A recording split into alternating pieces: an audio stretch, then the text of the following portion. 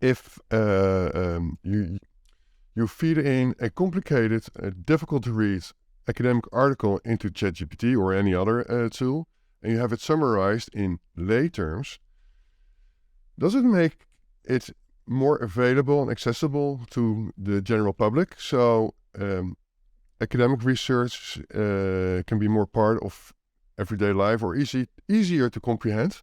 100%. Yeah. And that's a really good use case, which I think is really a critical one, which is, lay understandings of research, right? We're no longer in a world where you just kind of trust the doctor blindly no matter what he says. No, we want to understand what is our, if we have a diagnosis, what does that mean? What are the treatments? What are the possible, what's the experiment? What experiments are going on now? And there's no reason that, obviously it presents a challenge to kind of the classic authority that doctors have. And that's a question that we should be discussing. But it's also very empowering as a patient to be able to take control over your own situation. That's just one example, but I think you're 100% right.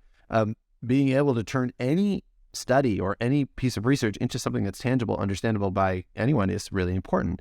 That being said, are we going to have the same understanding in a deep, meaningful way of someone who can read the entire study and understand, well, how many patients were studied here as opposed to in other studies, and what were the control variables, and what are some of the critiques? And